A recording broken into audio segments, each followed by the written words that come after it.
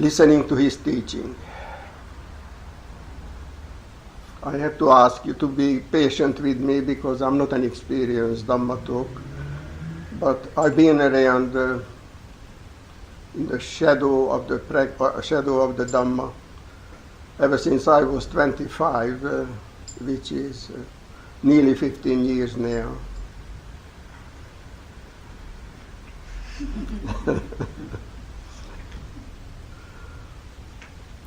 And I thought that we have to talk about this subject because for long months, practically years, I've been coming to the Buddhist Society and other places where the Dhamma is taught. We always practiced mindfulness meditation, which is vipassana meditation, the proper name for it. But my experience led me that somehow it's not enough. Before we begin, I apologize for talking about myself, but through this mind and through this body, I experienced the Dhamma, so I have to mention myself, but nothing to do with egotism or selfishness. First time I thought of this subject, that we have to talk about it. My brother, living in a nursing home, was getting on with Parkinson's disease, and one morning, 1 o'clock in the morning, my mobile phone rings. Mr. Patay, your brother, no breathe. She was a night nurse from Fiji. And I said, please ring the ambulance straight away. But why? What for? She said. He no breathe. You have no more brother. No more brother. So I jumped in my car, drove into the nursing home just after 1 o'clock, and my brother was dead. It was expected. It's expected that we'll all go one day. And I thought, being a long-time Buddhist, I sit with him and meditate till the morning. I sat. It was a cold night.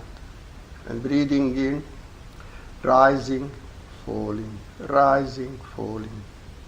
Thoughts coming, tears coming, rising, falling, rising, falling. It didn't work. Then I realized that I need more, something different from the vipassana, the mindfulness practice, because I'm just a human being and I'm not strong. We are all weak sometimes. And in the morning I ended up with a terrible flu, bronchitis, plus my wife told me of why I didn't wake her up. So I never forgot that experience. And one night, no, I better start in the beginning. The Buddhist temple in Wiseman's Ferry, anybody has been there? It's a beautiful place. And in the 70s, we had 10-day courses with Ayakema. She passed away since then. And Prakantipalo, the famous English writer and meditation teacher. And it was a lovely time always, that 10 days. It was fantastic. That's whatever I learned, apart from the books, I learned it there. So one of the courses in January started the 10 days.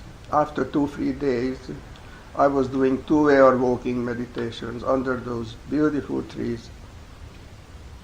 And I was experiencing the elements of the body, not as me, but the earth element. I hardly could lift my legs. They felt 100 weight. And then swaying like that. And that was the air element. So I was very happy. In the evening I sat. And when 10 o'clock we finished the sitting, outside, it was pitch dark, a moonless night. I had to pass water.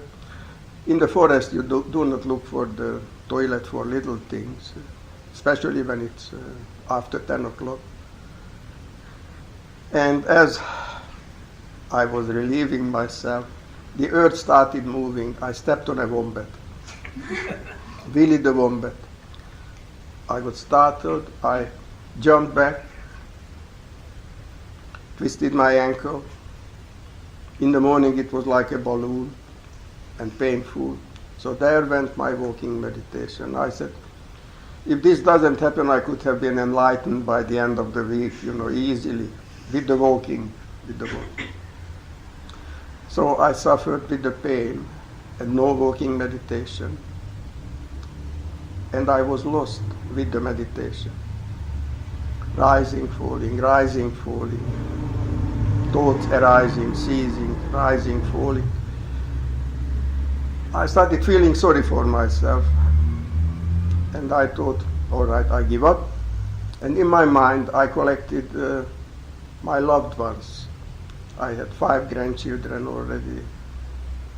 My wife, mother, sister, everybody. Holding their hands in a nice row. And I thought, we all pay respect to the Buddha. And from that moment, there was relief, there was peace, sweet peace.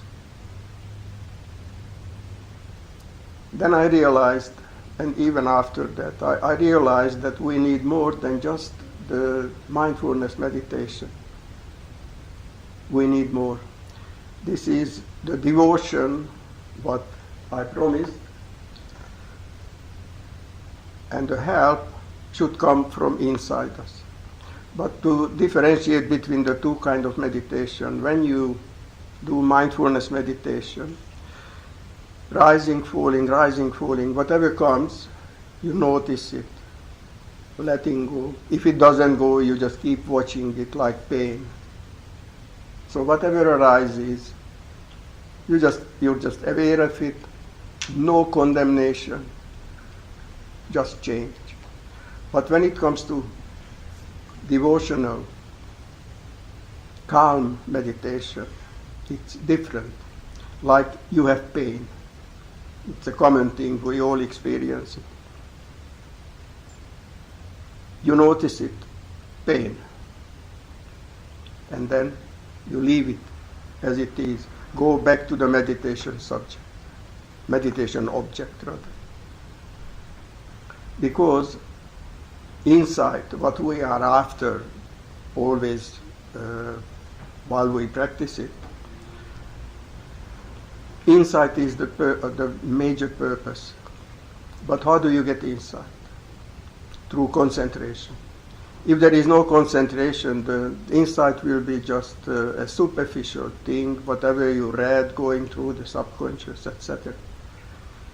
And to achieve concentration is much easier than through the vipassana meditation.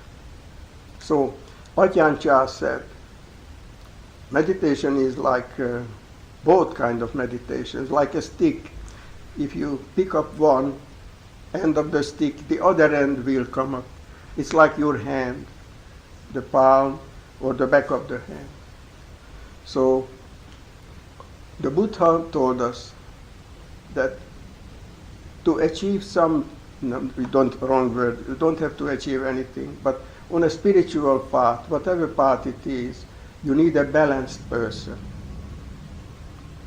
Even if you read all those books and you know them by heart, that's not going to be enough. Because when you bury your loved ones, you just sit there and what you know won't help you. Because usually live by our feelings. Images are the language of the subconscious, not abstract concepts. That won't help us. So it's a little tool. If you have problem with the meditation, and who doesn't, you put a Buddha image or a picture in front of you.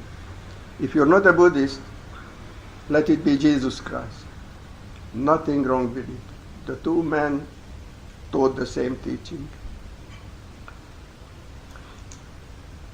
And to begin tonight's talk, the Buddha often discouraged people to pay veneration, excessive veneration to him.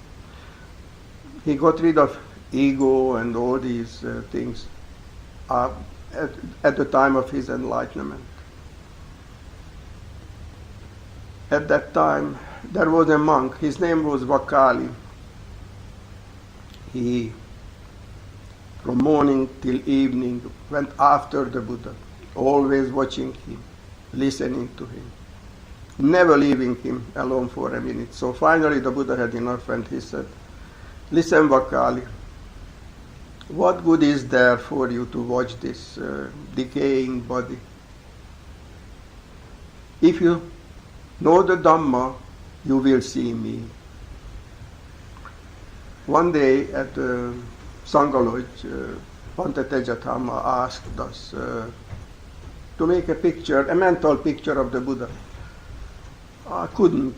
I have many Buddha images and pictures of the enlightened one, but couldn't picture him physically, because I knew straight away that I have to picture the Dhamma,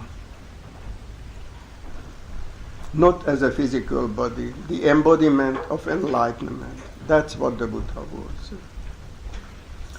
So he was teaching that you have to be a balanced character.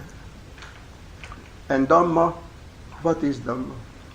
We all know that the Dhamma is the Buddha's teaching, but it's deeper than that. My experience goes back when I was a 10-year-old little Catholic boy in Hungary just after the war. And our priest, who was a great man, he played soccer with us. He said one day before the first Holy Communion, "Children, even if you think bad things, it's the same when you do them." And we started laughing. "All right," I said, "I pinch the fruit from the next door garden, or just think of it." So we thought he was a fool. And then one day I read a short story about the North American Indians. The chief was nearing to death. And he thought before he dies, he says goodbye to his tribe and especially the family grandchildren. So he called them together and he said to them, "In everybody's heart there are two wolves.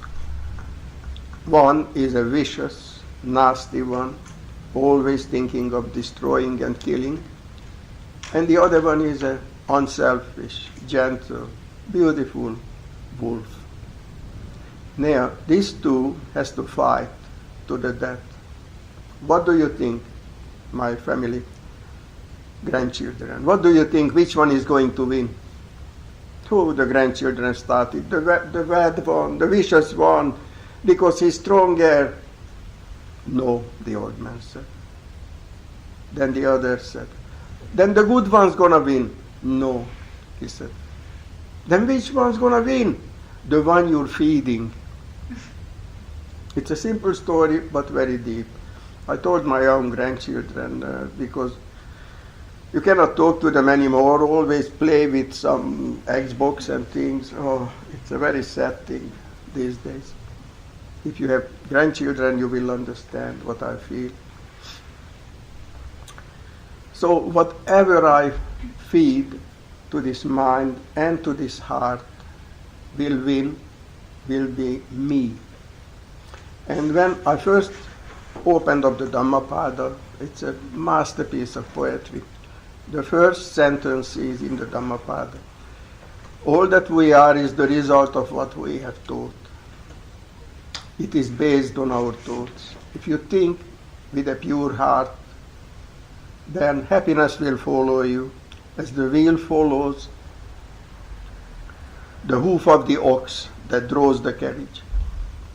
If you think with an evil, selfish mind, unhappiness will be yours. And this is one strong point in the Buddha Dhamma, that we are responsible for our own misery and for our own happiness.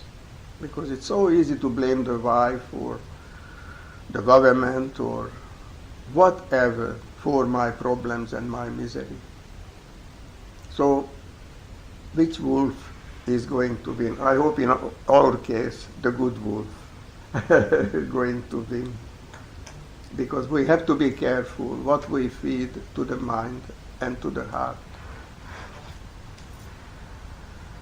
And when we have problems, and who doesn't have problems, especially with meditation, it's not an easy thing. It's like a war sometimes I feel, even after 50 years of meditating. It's like a war. Sometimes you win little battles, but not the war.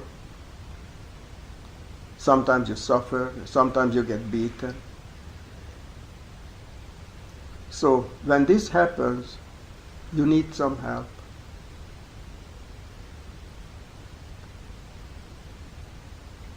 Because the Dhamma is not just words, but it's purity of heart, peace, and to feel that we have to work for it. It's not just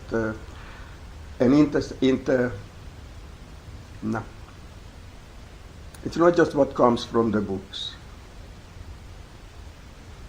Intellectually understanding the Dhamma, all it does makes you proud, and it has nothing to do with the Dhamma. Usually we start the evening with meditation, but I thought I'd better say a few words before we meditate. Maybe for 10 minutes, if I can guide you. So please be comfortable and put your attention either on the abdomen or the tip of the nose, whatever is your method.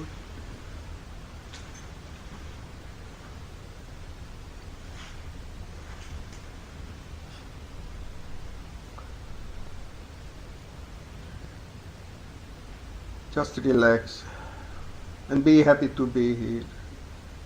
And be grateful to this building, to the lovely girls who run this establishment and help us to learn Dhamma.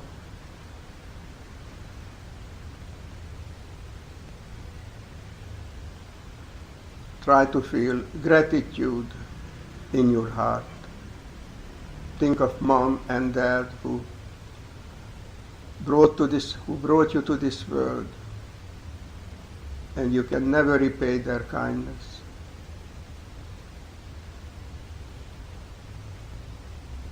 Feel the gratitude arising in your heart.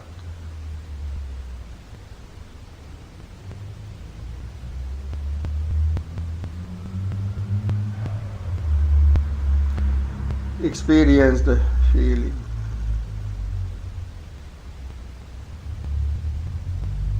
The feeling of gratitude.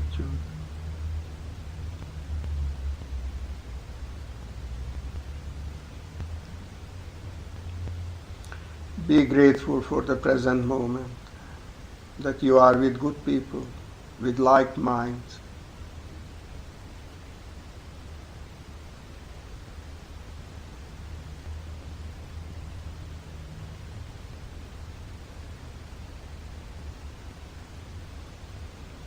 When you breathe in, just say, thank you.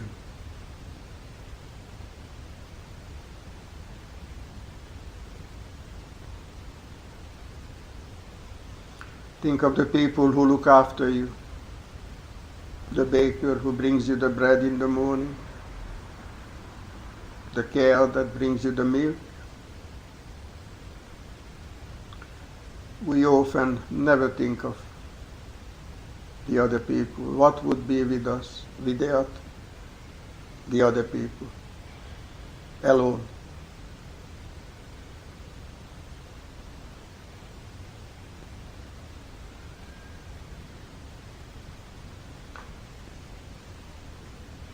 With the feeling of gratitude, you might experience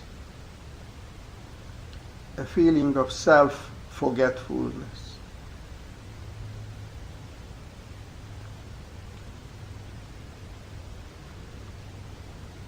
which is what is absolutely necessary for meditation.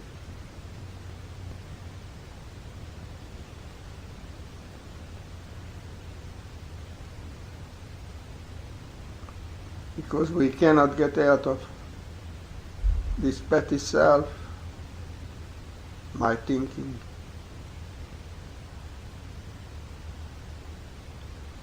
But the feeling of gratitude lifts you out of this circle.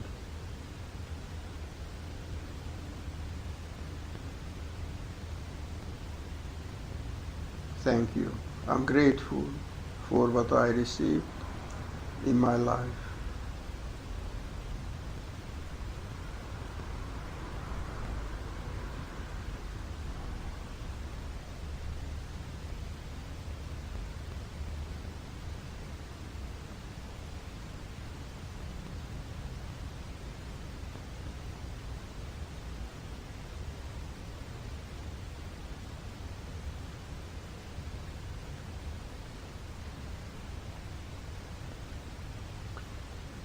From the feeling of gratitude comes calm.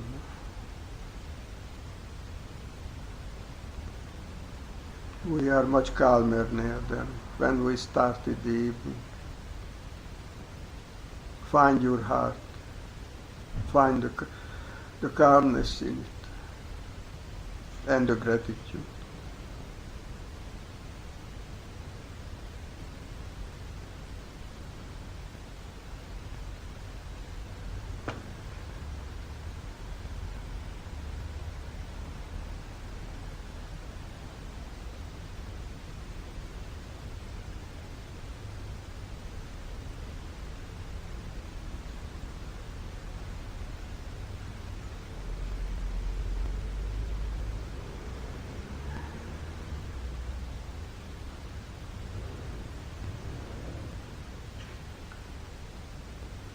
From calmness comes ease.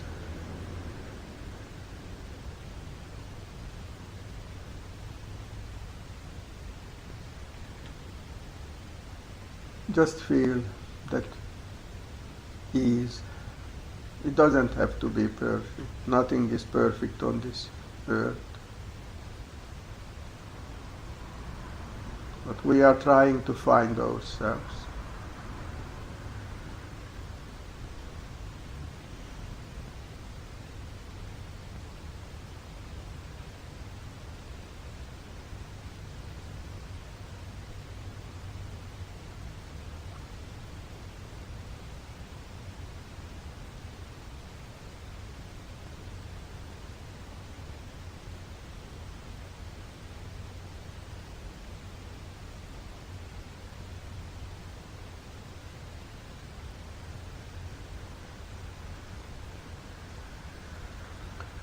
And once we are at ease, concentration can easily come, which is so hard to achieve many, many times.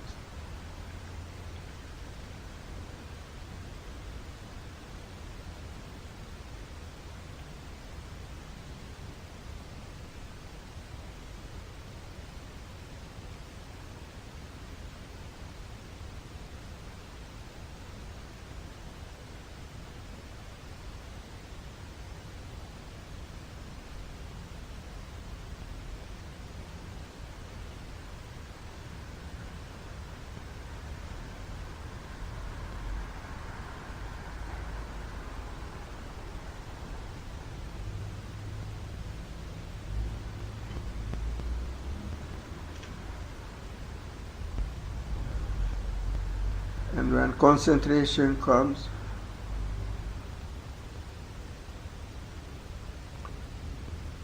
your mind is ready for insight.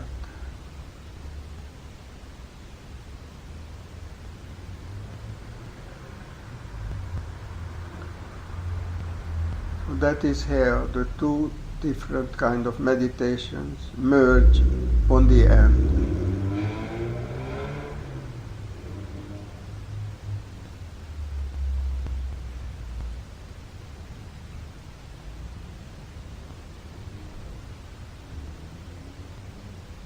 By lifting the stick, both end comes up.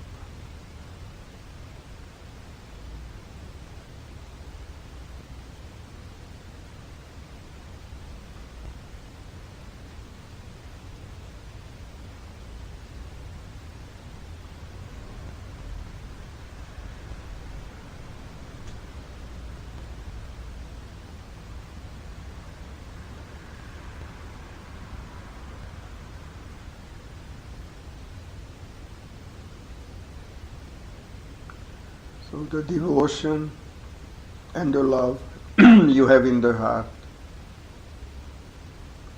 takes you where you have to be at the end of hard work, what is called meditation. Of course, we are all different.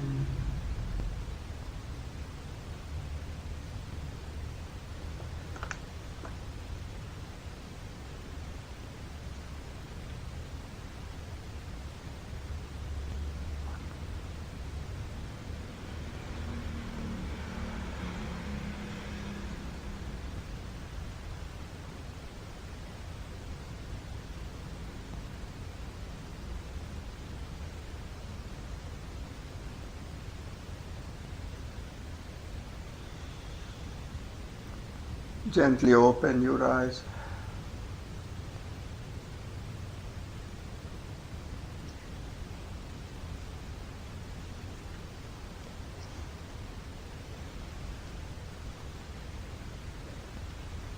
And just relax.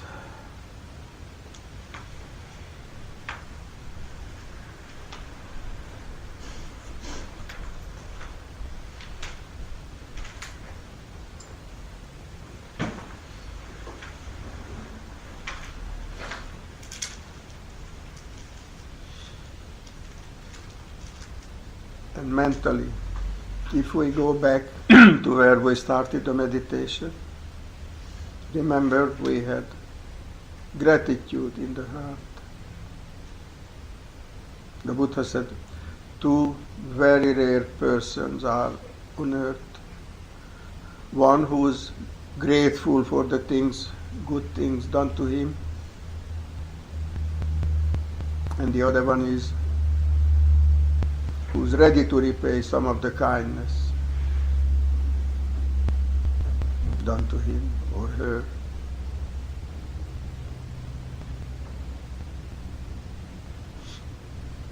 I felt very happy to be invited to the Buddhist Library because in 50 years I was listening to so many beautiful Dhamma talks, so many good teachers and nice people. And I'm very happy that hopefully I can return something that was given to me freely in the long, long years. So when you have problem with the meditation and you cannot get out of this body and this struggling mind, one thought after the other, think of something higher, something that will create self-forgetfulness. Because when you have self, you have a problem. No self, no problem. So think of your parents, your loved ones, your teachers, and nurture that feeling. Warm up your heart with it. Thank you, thank you, thank you. And just watch yourself from that warm feeling, you're becoming calm. And that calmness, while you watch the abdomen rising, falling, will take over that feeling. Of course, if the mind wanders, never blame yourself. Just go back to rise and fall, rise and fall. And when the body and the mind is calm, you'll feel at ease. That ease is a beautiful thing. It's not like watching TV or sport or just relaxing or sitting down when the mind goes all over the world. It's a happy ease. And once you reach this ease, then concentration will come. You have various weapons like Buddha image in front of you. That helps with the concentration. Or a picture. Personally, I was fortunate to befriend Francis Story's writings, and he had a lot of devotional writings. What helps me a great deal.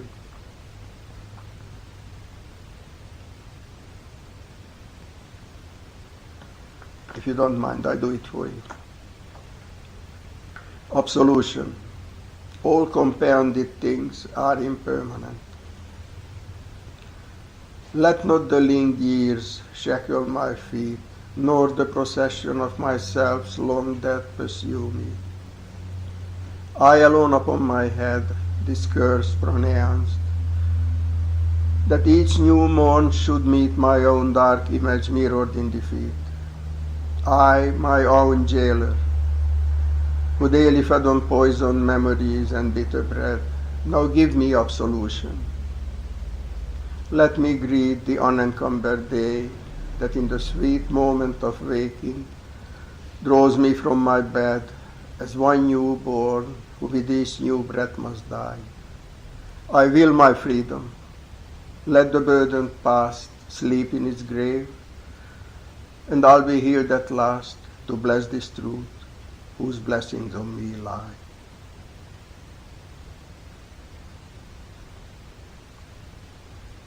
When my mind goes havoc with various things and problems, I do the chanting and I feel the ease and relax. And then I can go on with the rising, falling of the abdomen or with the tip of the nose. So devotional meditation in practice is completely different from the mindfulness meditation. But if you can master both of them, then you become a balanced person. And as a balanced person on the spiritual path, so much happiness, so much joy, and so much peace.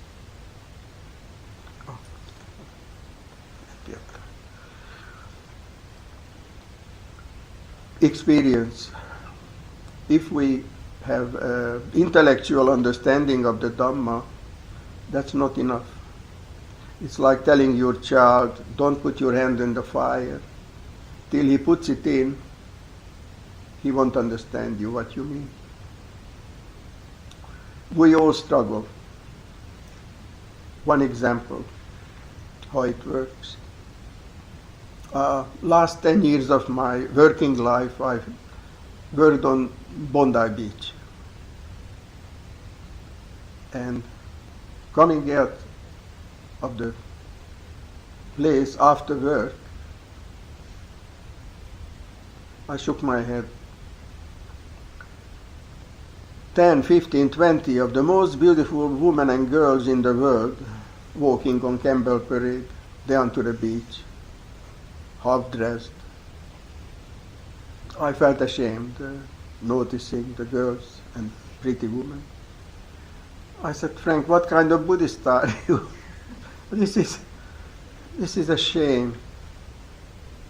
And this went on for a long time. I bought a very dark sunglass so I do not see the female beauties. I ended up hitting the telegraph pole, walking into it, that sort of thing. Till one day I realized that this ego, this is only an illusion. It works like that. This is the sense, the object sitting over there. If I open my eyes, I see you. That means contact. But I'm not doing it. It's just a mechanical thing, just happens automatically. So the sense meets the object. That creates contact. Any contact creates feeling, three kind of feeling. Give me that, I don't want it, or who cares, the neutral feeling. So I thought, I'm going to watch this, finish work, walking to my car, all those lovely girls around me. I shook my head and then would try to watch my thinking, how it goes. I, object, contact, feeling. I said, I'm not in this process so far. I'm not there. It just happens. Feeling. Of course, the feeling was liking. I'm a man after all, even an old man. So, sense, object, contact, feeling. Up till then, there was no Frank. The next step, craving. I said, I'm not there, I'm not craving, I'm not craving. And the sixth one is grasping. I said, now I have to stop. Of course, it's like, it's done in a very fast way. We are not aware of it unless you meditate on it for quite a while. It's like when I was a kid, at the river Danube, in winter time, we made some fire and one stick was burning on one end.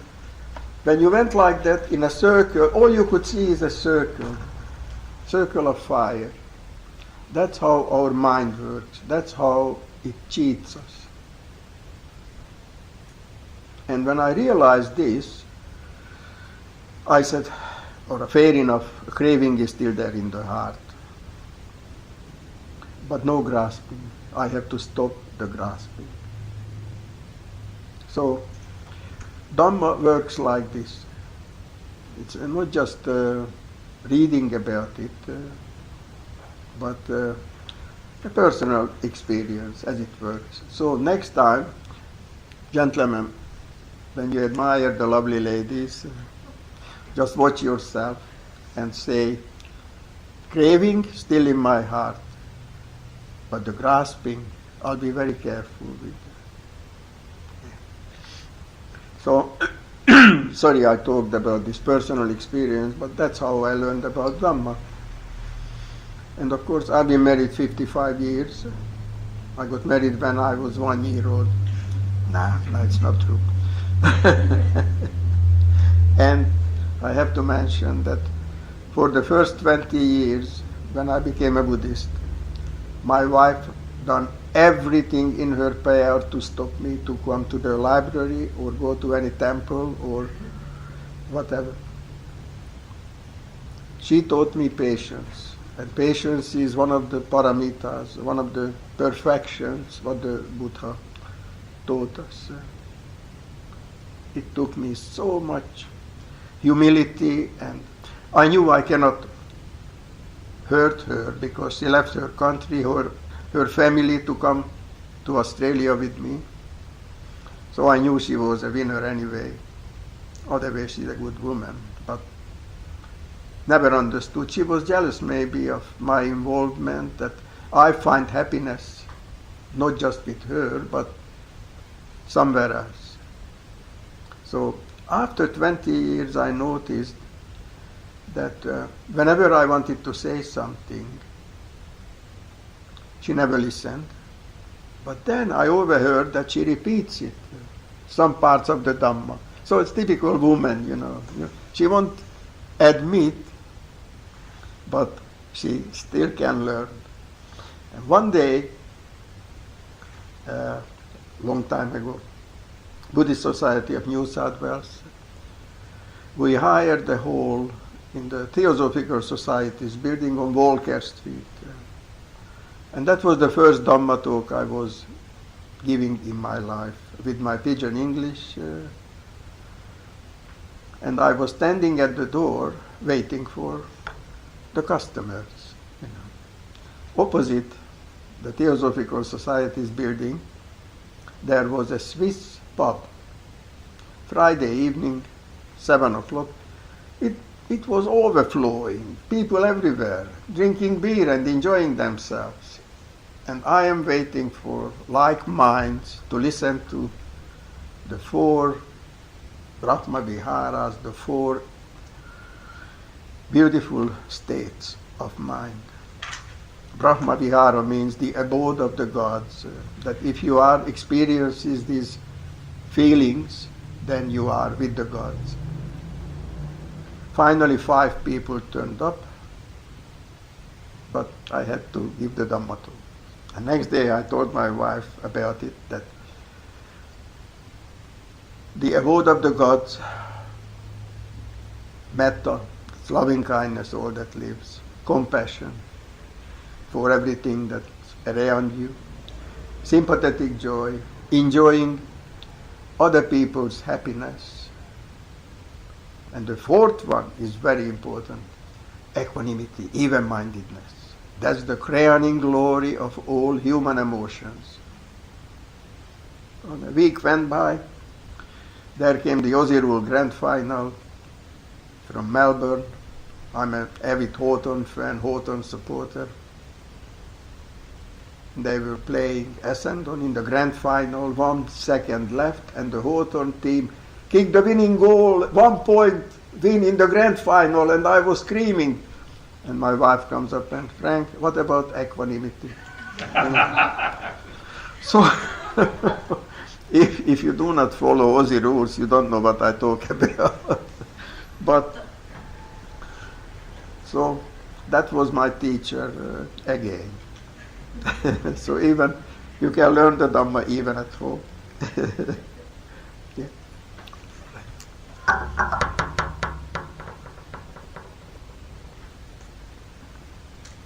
I made a few points for myself. I'd be forgetting.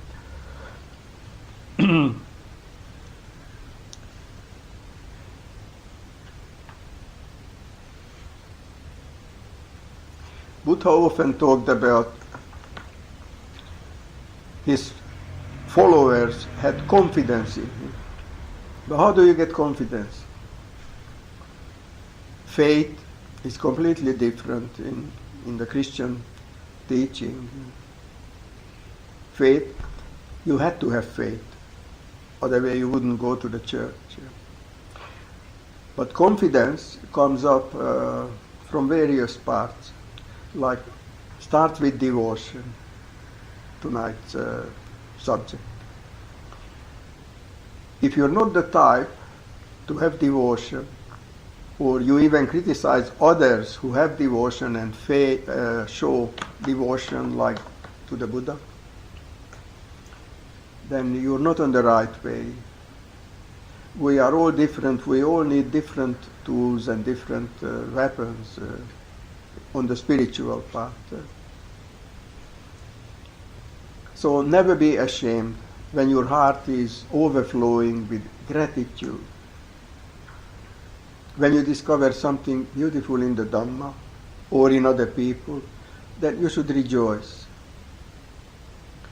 and have reverence for something higher. The Buddha suggested, when you struggle with the meditation, with the body and mind, think of something higher to overcome the self's the worry about the self, so that self-forgetfulness comes up with you. That's a very useful weapon. And when you realize that that helps, then you have confidence. Like how many of us realized how karma works? How we cause our own misery? How we can create our own happiness? Karma is intention, we know that. But it's also so deep. If you do not look into your own life, then you never realize what it is.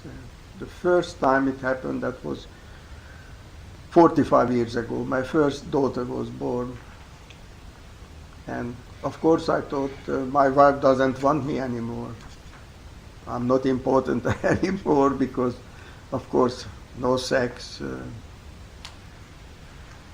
All the attention goes to the newborn child. And I was watching myself, and then in the Buddhist Society of New South Wales, I heard something like this, that I'm creating my own misery by wanting, desiring, grasping, 100 names for it.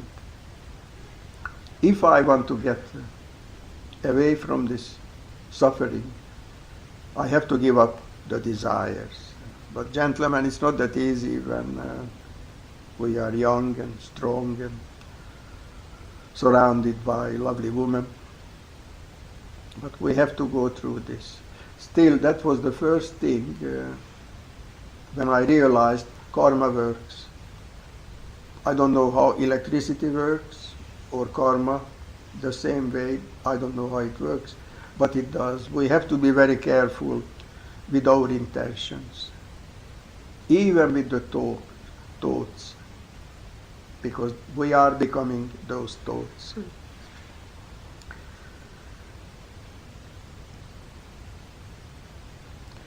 And the devotional practice, like if you're not a Buddhist, you can pray to Jesus Christ.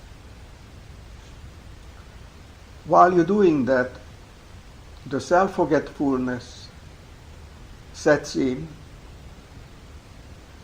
and what happens is mental purification. Without mental purification, we are not getting anywhere, not even peace. So if you cannot get out of your selfish, petty little problems, it is suffering. But when you concentrate on something higher, like the Buddha or Jesus Christ, or gratitude towards the parents, then it's just a struggle.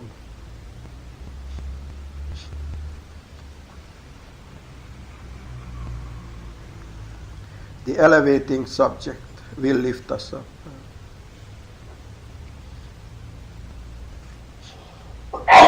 Bless you. Bless you.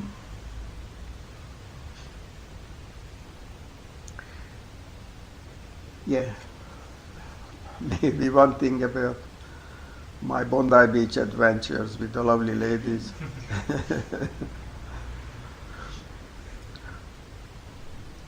Yes, when my unruly mind that always wants things to be other than they are, run havoc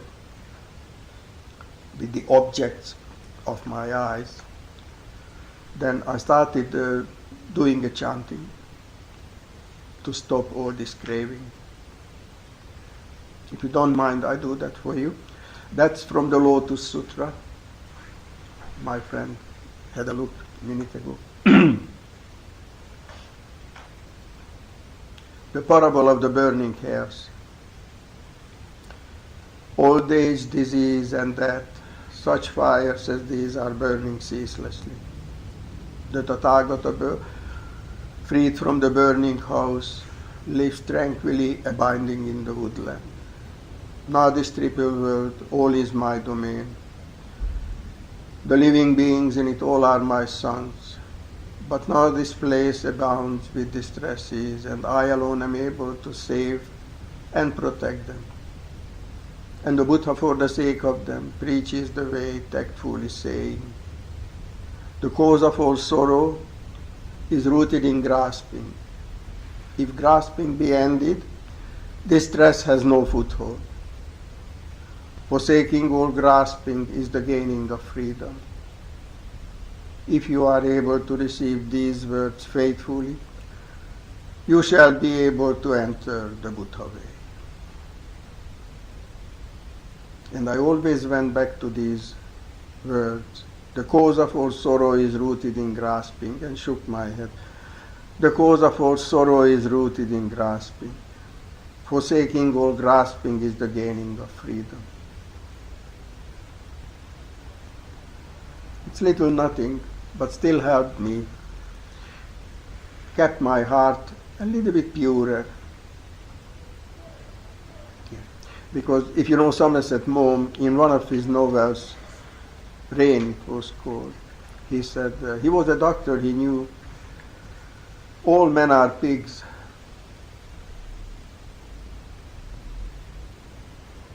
Don't agree with it. But that's how the mind works. The unruly mind always wants things to be other than they are. Until we do not learn that and stop that, we create our own suffering. I mean, things are as they are. They might have been different, but they are not. Things are as they are, like growing old. I'm going to be 75, but have to accept it. Old age only comes with two funny, painful things. One is problem with the memory, and the other I forgot. All right.